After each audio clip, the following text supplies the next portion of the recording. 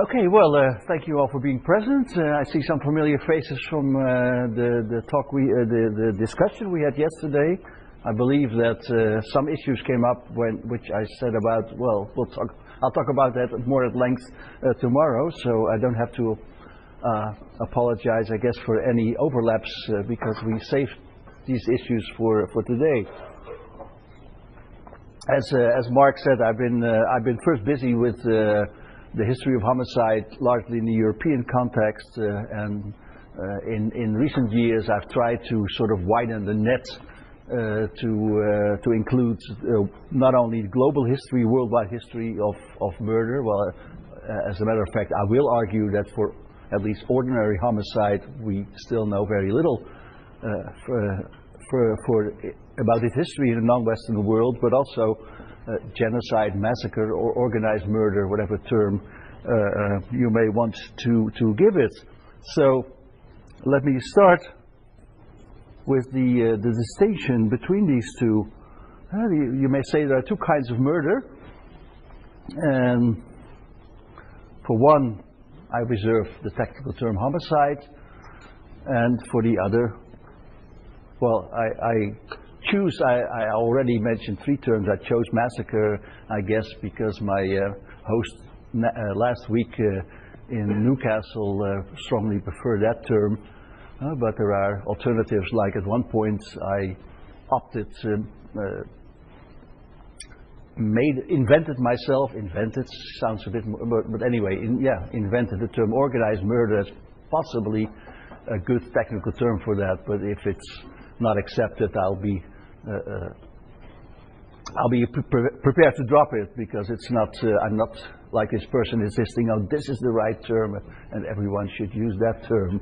Okay, and here we get to the point with one of two slides that I have to excuse myself for my limited talent with PowerPoint. So I had meant these two sort of opposing characteristics to come up at both sides at the same time, but somehow my system refused that. But you may imagine that if we go quickly through the characteristics of a homicide, that at the end you will get the opposing characteristics of massacre appearing over there. So homicide, day-to-day, literally day-to-day killing, because in any large enough place you have, if you're a town of 1 million inhabitants, you would have a murderer killing each day. So in that sense, it's kind of ordinary murder. It happens often enough. It's not really that massacre, of course, is something more massive, mass violence. There are some. It's not that homicide would always involve one-on-one killing. There's the three categories you have here are usually subsumed under the heading of homicide. Yeah, I'm looking at the screen over here, but of course I could just as well look over here. I realize, so that I don't have to turn my head away from you.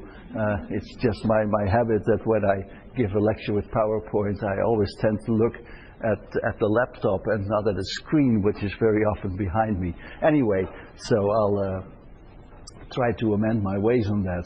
So in the distant past, you have murder certainly in the European Middle Ages, a lot of feuding and revenge killing. So by avengers, this is usually with revenge killings, there are more often multiple perpetrators than there are multiple victims. It's the other way around with bandits, of course, and then the modern phenomenon of serial killers.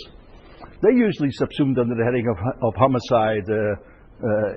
For one thing, in my own history of murder, I have talked about all three categories. And always a form of non-state violence. I feel particularly strong about that. Homicide is non-state violence, which does not mean, as I think we discussed that briefly with some of you who were present yesterday in my discussion with Randy Roth, that does not mean that I am saying that state violence should not be studied, cannot be studied, or even that it cannot be counted. Of course, that's quite possible, but I want to keep the categories distinct. And again, in my history of murder, I start in the late Middle Ages, around 1300s, where it begins to be possible to, you have emerging state institutions at the time in Europe, and it begins to be possible to distinguish state violence from non-state violence, and then it's possible also not only to count homicide, but to study it really as homicide, as distinct from non-state violence. So as state violence as distinct from state violence, I mean, of course. And here just a point where I sometimes have discussions with other scholars who say, okay, there are countries, modern countries today, who actually sometimes prosecute, not very often, but sometimes prosecute policemen, because in the line of duty they have gone beyond what was legally allowed to them, and prosecute their shooting as a homicide, prosecute it as a murder. But I would always insist that any police shooting should be put in the box of state violence and not in the box of homicide, of non-state violence.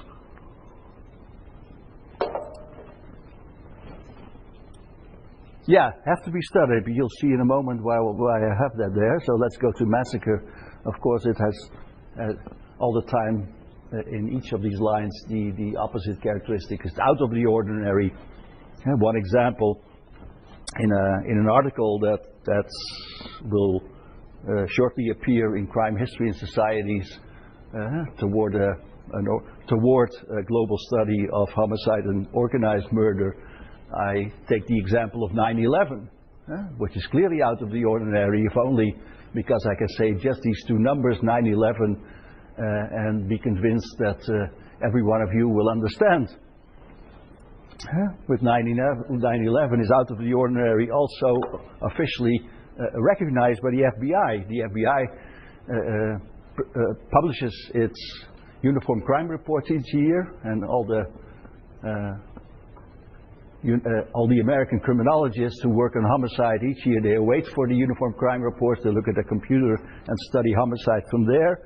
The uniform crime report of the FBI for over 2001 says the statistics of the September 11 are not a part of the traditional crime in the United States publication, because they are different from the day-to-day crimes committed in this country. Additionally, combining these statistics with our regular crime report would create many difficulties in defining and analyzing crime as we know it.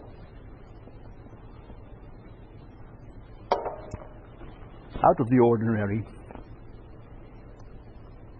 Per definition on a massive scale, I already talked about these terms, alternative to genocide. I'll talk about the term genocide a little bit more later on in this lecture. And the distinction between state, and this I think is also very important, the distinction between state and non-state violence that you can make in the study of homicide from a certain point in time on, this distinction very often gets blurred. And I have two examples here. This is actually from a series, maybe at the outset I should have made it clear that of course even the study of homicide rates depends on the efforts of numerous other scholars who have gone to local archives and who have unearthed figures about the number of killings in their particular locality they were studying, and we are, some scholars like me, are putting this together, the study of mass violence, of genocide. If you want to study that globally and throughout time, of course, even more depends on getting together and basing yourself on the work of many others. I first had the idea to study this and bring all scholars together with my good friend and colleague Eric Johnson from Central Michigan University. We were never able to get the huge bag of money that we really wanted to have, but in the Netherlands I got a more modest amount for bringing together at least some scholars in 4 meetings, 4 workshops that were held in 2011, 2012. So some of my data also draws, and with some of my data I draw on these workshops. And these examples were both from one of the workshops where someone spoke about the Cultural Revolution in China, which extends over somewhat longer periods, but mass killing concentrated in these 2 years that you see on the screen over here. And while it was ordered from above, this whole Cultural Revolution, which initiated of course by Mao Zedong, but it was the decisions on whom to kill were made each time at the local level by people there who selected victims because they were family members of former landlords or the like. And the same has been said about the civil war in Russia in these 1917, 1920, after the Bolshevik takeover, when you had the civil war between the whites and the reds, which again was a question of opposing armies in the civil war, but the whole terror would not have been possible without a significant popular participation. Okay, and that's why you see you have to be studied, because this line, of course, has to be read in as one line that we have here. They have to be studied separately. Now you might object from a moral standpoint, for example, okay, killing is killing, but from a scholarly standpoint, we know that since they are so different, they have to be studied separately. For example, that's why you have this day-to-day killing there in each town or region or country with enough inhabitants. There are X number of murders each year, and we measure them in terms of homicide rates, usually per 100,000 inhabitants, so many annually per 100,000 inhabitants. Well, luckily, we cannot do that with massacres or genocides, that they do not occur everywhere at any time, because we wouldn't be here. Society would probably break down if that was the case. So at least quantitatively, we have to study them differently. And there's another thing which is not on the slide here, but which I wish to emphasize. Homicides rates are usually considered by scholars as indicative of a larger reservoir of serious violence in a particular locality. So they are a measure for the level of aggression in a particular society for which you find and count them. This is much less clear with massacre, or organized murder, or genocide. If we go back to the example of 9/11, even if the perpetrators of the attack on the World Trade Center had been New Yorkers, their activities would still tell us not much about the level of aggression within the city. Or the classic argument about the Holocaust, where the perpetrators have often been described, even though this has come recently under discussion again, but have traditionally been described as bureaucrats who were following orders and who were not particularly aggressive men or women. And so maybe from a moral standpoint, they need not to be separated, but from a scholarly standpoint, they have to be studied separately. And when we study them, when we study them separately, this can contribute to our understanding of both phenomena, and in the end, this understanding may help us somehow to reduce violence in the world. Okay. Well, as Mark already said, and as I promised to go a little bit deeper into what we already know about the development of murder ordinary murder in European history. Here you see a very aggregated graph. This is for the whole of Europe from the Middle Ages to the present, or at least to 2000. What can I say about this? It's based, I already emphasized it, it's based on combined efforts.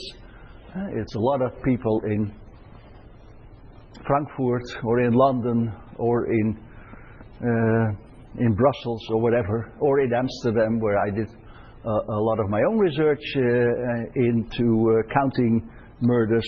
This is a highly aggregate graph. It is usually based on, that's important, on body inspections, because you might say, okay, How do we know? But as it happens to be, we know, we are pretty much informed, pretty much sure that at least for killing, this is the only crime for which the so-called dark number is insignificant, because we can get around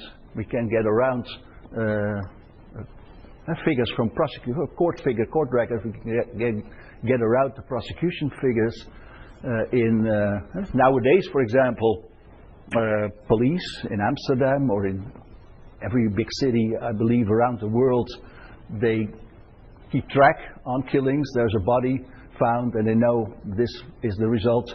They can see this is the result of a homicide. They may not know who did it. Want to find out, of course, but even if they don't know who did it, so they publish at the end of the year. They publish in this town so many murdered bodies have been found, so many killings. But this happened also in the past, even going back to the Middle Ages, that you have for many.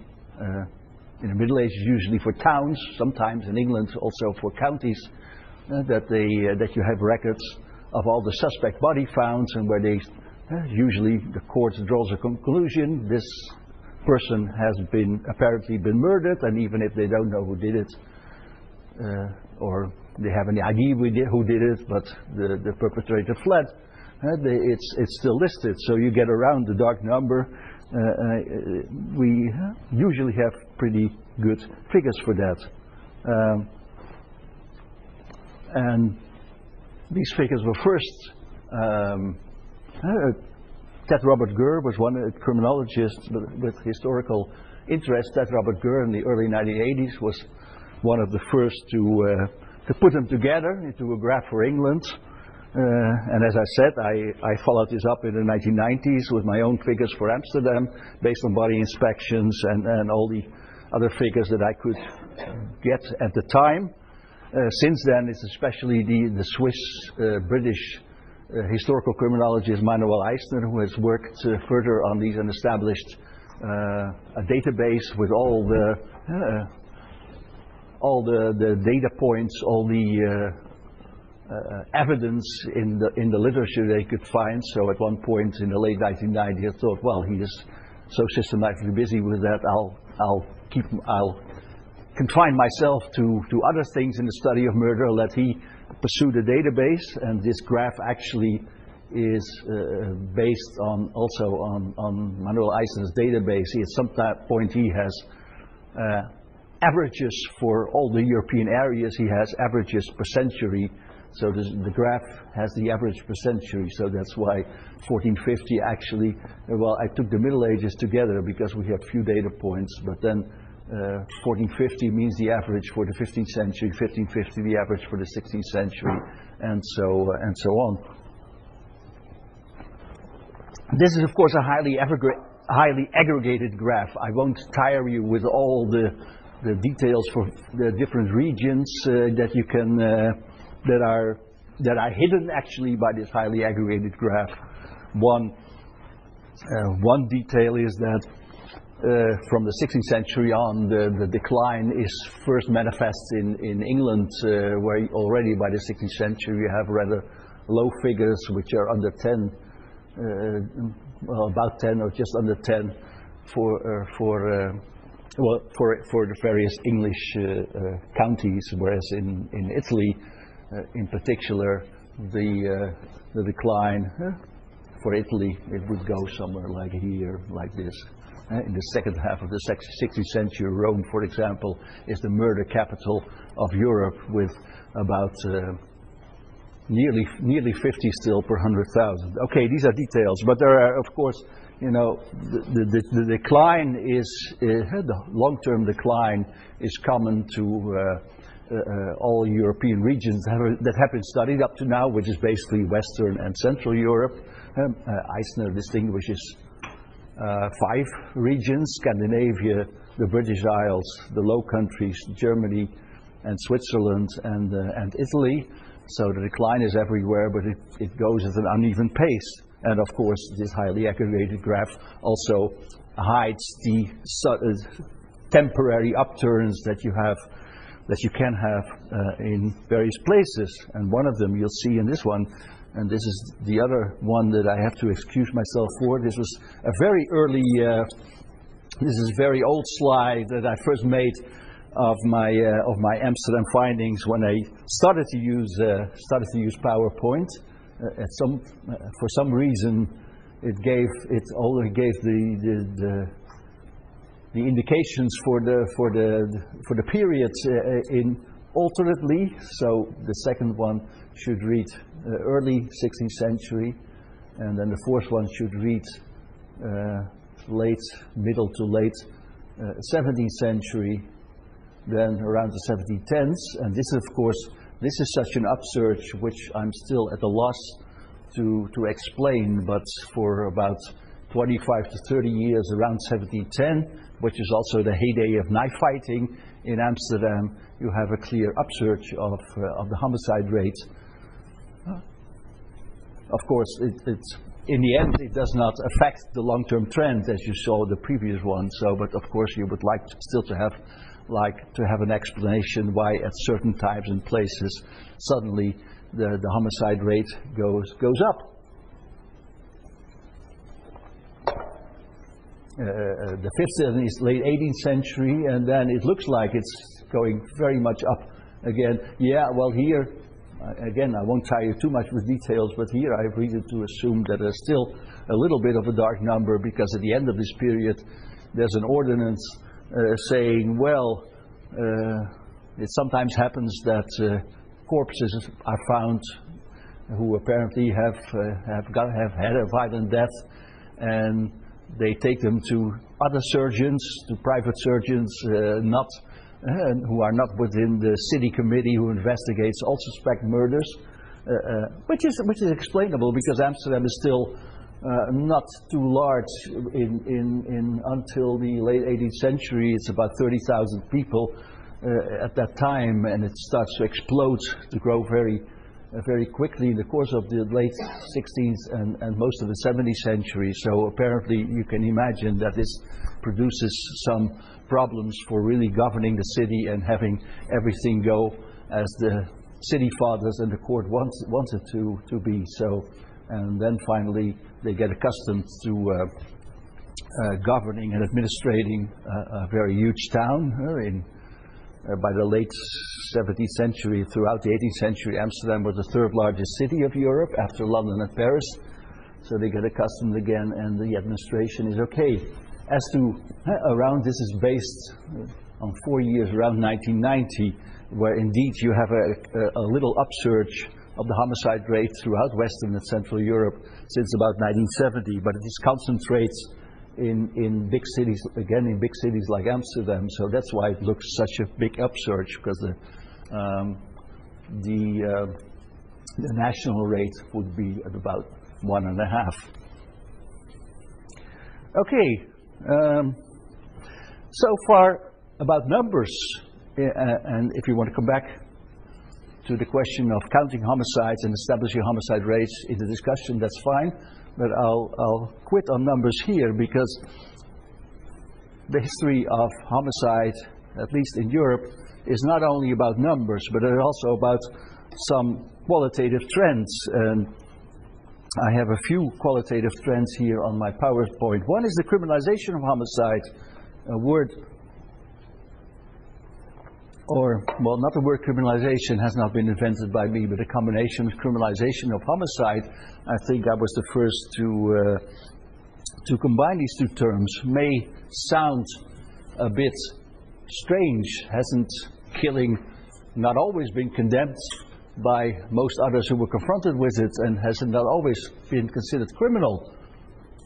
No, that's not true. It has surely always been considered as a wrong, at least a wrong for you are doing wrong to the victim, of course, and you are doing wrong also to his family, but not necessarily a matter for systematic prosecution, not necessarily a matter that the courts would be concerned about.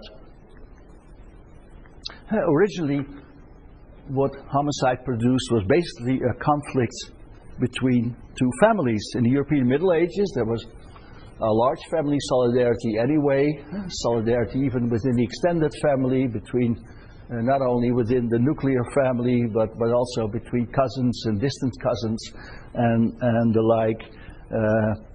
So during the Middle Ages, unless it was a heinous murder or a murder by robbers, they would prosecute that. But if it was a question that two persons had been in an argument, had a quarrel, perhaps one of them or both thought that the other had encroached upon their honor. I'll come back to the idea or the concept of honor in a moment. That's an important ingredient in the whole history of violence. They would consider that more of a private matter of conflict, and basically as a matter for the family of the victim to react upon, where two basic reactions in the Middle Ages were possible: either revenge, and courts even left a lot of room for revenge. And they try to regulate revenge, say, okay, if it's your distant nephew or something who has been killed, you should not take revenge, or we don't want you to take revenge. It's all right if it's your father or your brother. They would have rules like that. So, but they would first put little in the way of revenge. But revenge, okay, was then one possible consequence, but the other possible follow-up. But the other possible follow-up was reconciliation. You had elaborate reconciliation rituals in the Middle Ages, where two families, sometimes with hundreds, on both sides, 100 people from one family, 100 from the other, and then the family of the perpetrator would perform some humbling rituals, like kneeling down and saying, "Oh, forgive us," and the other would then forgive. They would pay some money. They would arrange for masses to be said for the soul of the victim, which was considered very, also not only a religious, but a very useful contribution, because if masses were said, that would ensure that the soul of the victim would come back from purgatory to heaven earlier than otherwise.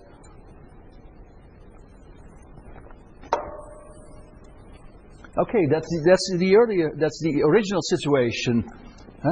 Then you got, and again, I won't tire you with all the details of this long process where homicide gets criminalized, in the sense that increasingly, within 7 or 8 generations or even longer, increasingly people find it self-evident that homicide always has to lead to a prosecution by a court instead of private action by families in terms of revenge or reconciliation. But it's a long process, and not completed until the middle of the 17th century, which is rather late, you may say, because criminalization of property offenses has long been completed. Then you may say that these are criminalized much earlier. An attack on someone's property for several centuries by the mid-17th century leads, as a matter of course, to a court action if they can catch the perpetrator. First, how do we know that it's not completed until the middle of the 17th century? That's really implicit in two things. Rarity of reconciliation, and again, I'm skipping here a lot of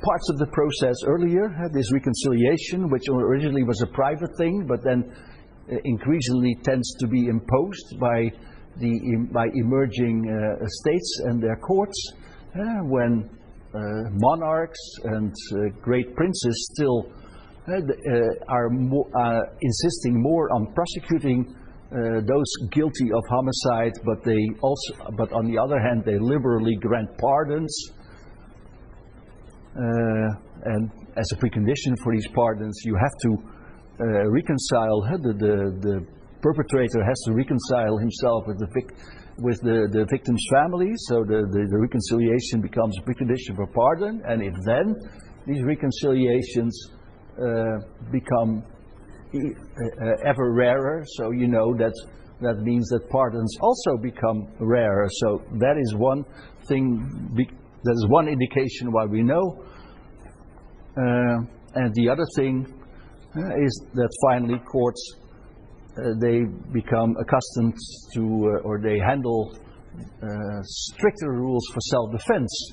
And for a long time, and again, when pardons are liberally granted, or when courts sometimes acquit you for self-defense and say, oh yeah, okay, this guy was provoked, someone pulled his beard, he had to act, so this counts as self-defense. So originally these were very liberal rules, but gradually the courts start to apply stricter rules of self-defense, and if I have time, but I don't think I will, I'll show you some examples, because I've found some cases in the Amsterdam archive for the late 70s and early 18th century where the issue of self-defense is under discussion, and where you find that they indeed handle these strict rules.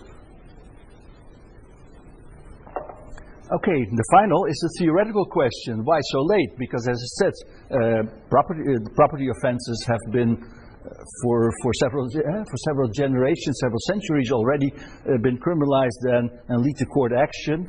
Also, even the criminalization of begging and vagrancy is a big thing in 16th century Europe. So the criminalization of begging and vagrancy already is an earlier process than the completion of the criminalization of homicide.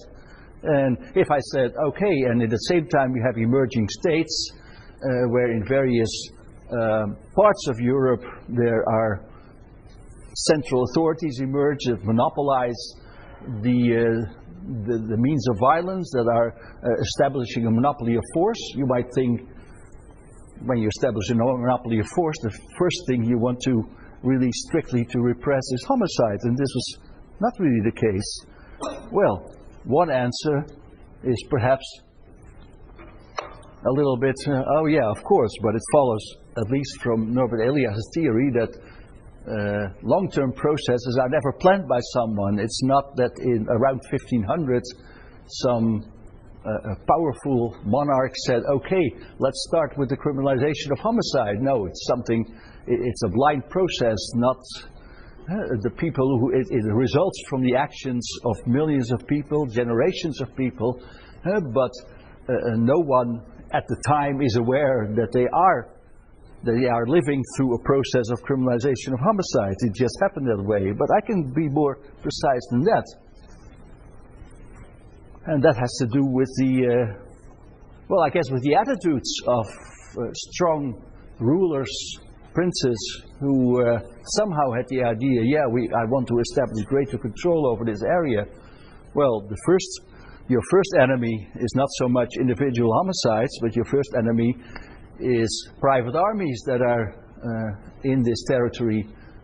So a major concern when establishing a monopoly of force for those princes who do so is to have control over private armies, either eliminate them or take care that they are incorporated into your own national or whatever army.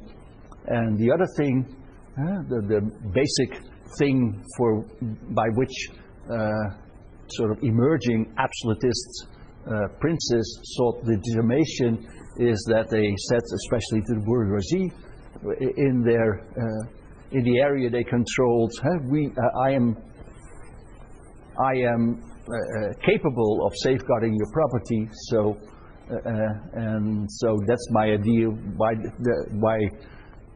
might make sense in a way that the criminalization of begging was before the full criminalization of homicide, because begging was very much seen also as an encroachment upon property.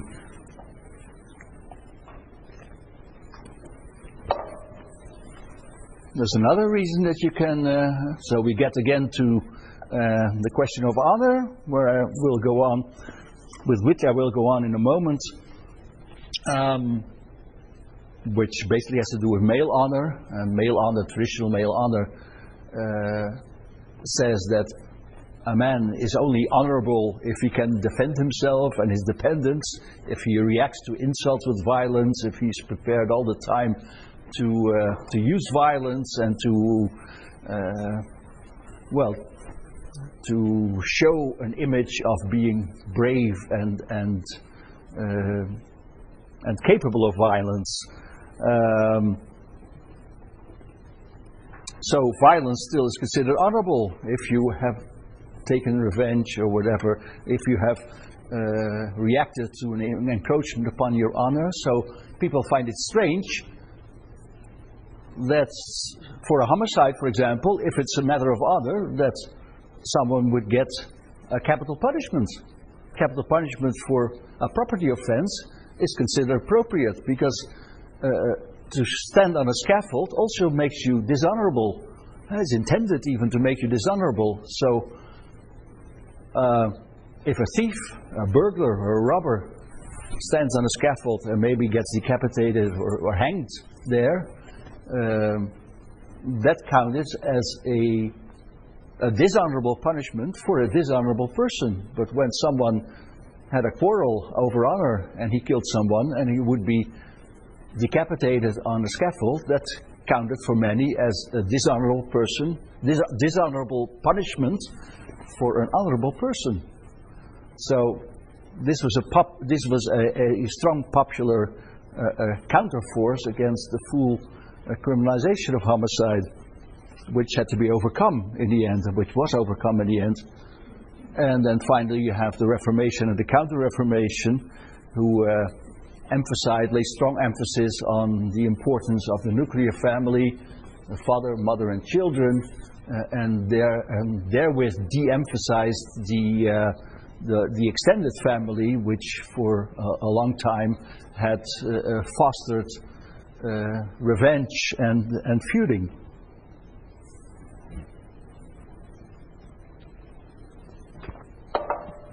And as I had already said, I think I should skip this. I had a few in my notes. I have a few. I liked it because this is some empirical research of my own in the Amsterdam archive. But some cases where they discuss self-defense, and that's why the term jurisprudence is here. Yeah, you see Amsterdam just on the picture. Because that's where it takes place. This is the Amsterdam of the 70s and 80s centuries, but just take my word for it. But one thing that in these cases, sometimes even when they granted someone self-defense in the early 18th century, he was still banished. One guy was banished for 25 years, even though he said, yeah, this counts as self-defense, but it still didn't want him in town. Let's go on with another qualitative development in European homicide, and that's the invention of the duel. One aspect of the violence in feuding, in revenge, in the Middle Ages that I haven't mentioned yet, was that there was no code of fairness involved. It was surely about honor and about family honor, to take revenge when your uncle or your cousin had been killed, but you could take revenge with 5 against 1. Yeah? Ambush the killer, or not even the killer, but you could also take his brother. That would also be good. Would also count as revenge. Or one example that I found was actually a Dutch colleague of mine who had an example of a party again of 5 people who were after a killer. The killer himself couldn't find him, and then went to the house of his father, who was a very aged man, and they just slaughtered him like that. And that all was counted as honorable because you took care, you upheld the family honor. That tended to change by the 16th century, and then the duel was invented. So at some point, and in a moment I'll show you that this is not even restricted to elite culture, but also in popular culture. By the 16th century, increasingly honor became tied to the notion of a fair fight, of a fight of 1 against 1.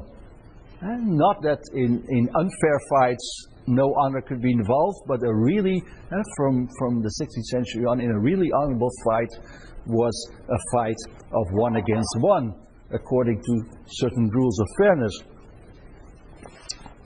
The elites would fought the official duel, which was invented in Italy, and you had written codes, increasingly elaborate codes where say, okay, for this and that insult, you can challenge the other. The challenge, come fight with me, would be with the official duel a written challenge. You would send a note or a letter to the person who had offended you and say, I challenge you to come this Friday morning or something to that and that place, and I propose that we do it with swords or with rapiers, which were soon invented and developed especially for this elite duel.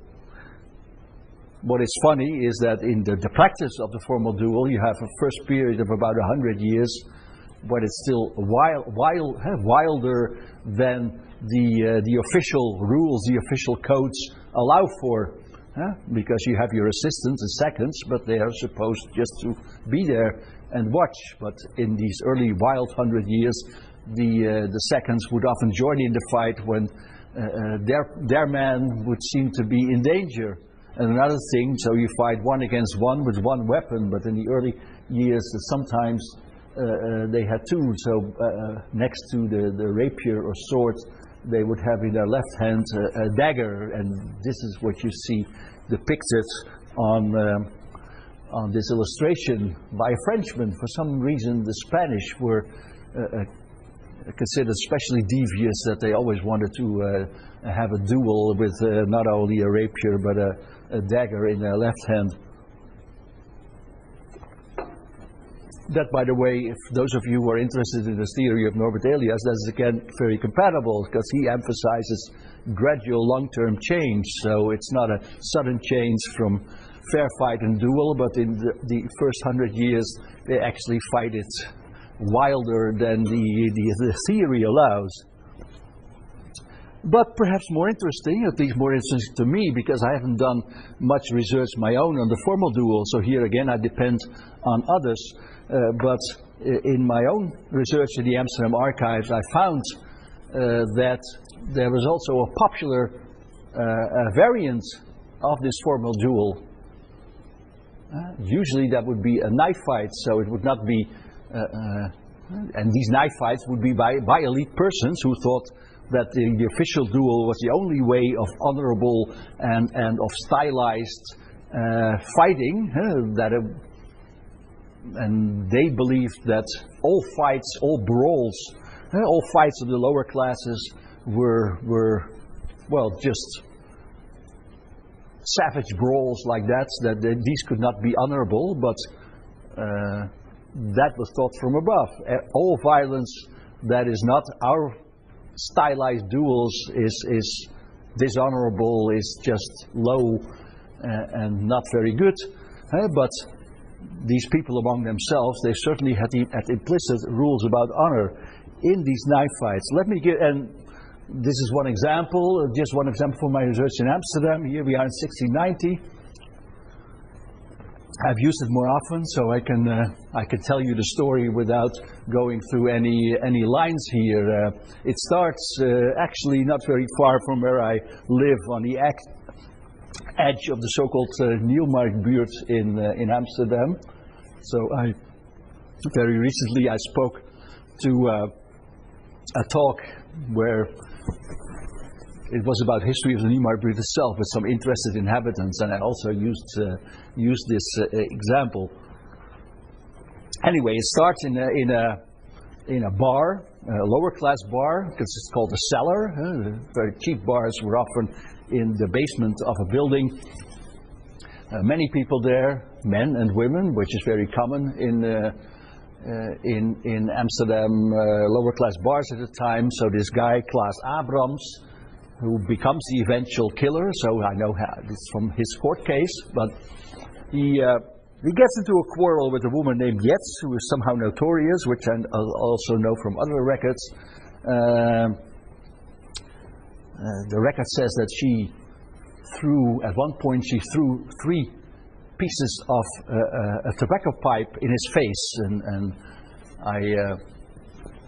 And he threw 3 pieces of tobacco pipe in her face, and I suspect that, and this is not in the story, that this was his pipe and that she had earlier broken it in the quarrel. But anyway, so other people note that they have a quarrel, but the woman, yet leaves the bar. He wants to go after her, and a few strong men, they say, "Oh no, you're not following her," and they keep him there for a while, and after some minutes, he promises to do Yets no harm, so they let him go, despite his promise and despite the fact that they've held him for a certain time. He quickly catches up with her and meets her on another canal, somewhere on a bridge, and they start quarreling again. But this happens that 2 persons coming by, and one of them, called Bram, so we have Klaas and Bram. Bram happens to be the brother-in-law of this woman Yets.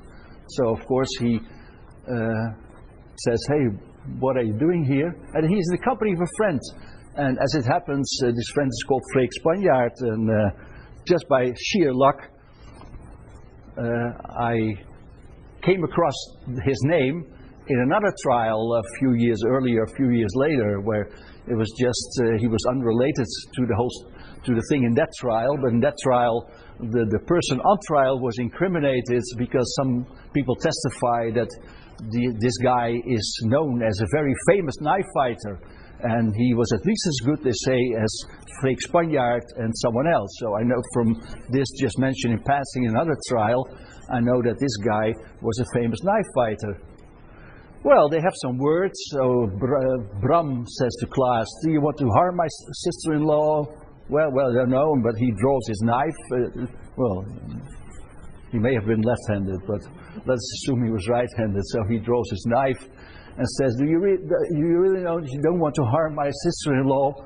He says, "No, but then he thinks, hey, he draws his knife at me. I can't let that happen." So he draws his knife as well. So the argument gets heated, and at some point, they started to fight with knives. A little later in that fight, Bram, the brother-in-law, his knife breaks. They didn't all have very good and very strong-made knives at the time, so that happens more often. The knife broke, and he got the knife from his friend Freek. So apparently he had been there all the while, but just watching. But now he gives his friend his knife so that he can continue to fight. Well, they fight a little bit longer, but then somehow Klaas stabs Bram fatally, I don't know where, let's say in the belly, but he starts to bleed heavily. And in many of these stories, that's usually the point when the other one says, "Oh my God, this is perhaps going wrong, so I'd better leave here." So he leaves the scene, and as the story goes on, later at night, this very woman on whom the fight began and whose brother-in-law is dangerously wounded seems to know where Klaas is, because he's hiding, as the story says, in another cellar where the wet nurse of his child lives. So apparently he was not that poor that he couldn't afford a wet nurse, but he was hiding there. And he asks, Yets comes to visit him and says, "Oh well, how is Bram?" She says, because he's in the place called the Bandage House, which doesn't. Well, anyway, he's at a place where he is taken care of. And says, "So will you inquire again how he is?" And she goes out, comes back, and says, "Well, unfortunately, he has died." And that's, again, in many of these stories, the point. Oh, you know that you're the other guy who was bleeding heavily, and then you leave the scene. But now he's dead. Then that's usually the sign you leave town altogether, and that's what he did. He came back a month later. Stupid of him, but very fortunate for me, because otherwise I wouldn't have this story. And the result was that he was decapitated as well. And here you have this one example of the stricter rules of self-defense, because remember that Bram, the eventual victim, was the first one to draw a knife. So he might have pleaded self-defense, but in the trial records, the court says, no, you don't. You cannot plead self-defense, because when the other's knife broke, you had an opportunity to flee, to run away. So then it was no longer self-defense. You continued to fight.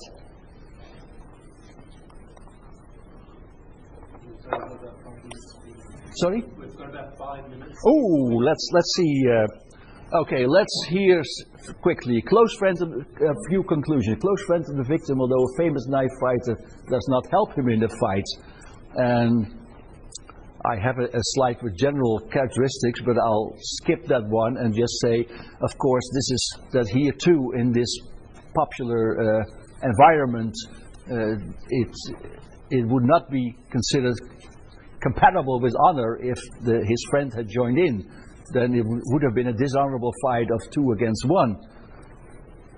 But he does provide a knife that continues the equality of the fight, but also means that Klaas implicitly granted him a timeout. It's not, the purpose is not to kill the other. That's an accident, as they always say. As people at the time would say, he granted him a timeout. Okay, this is not always the case, but surely it's the case here. And this is what I have already said. The court, it also implies that the court does not acknowledge. They know a bit about the lower class culture of honor, but they do not condone it. Do not acknowledge it. It's not an excuse any longer for your violence.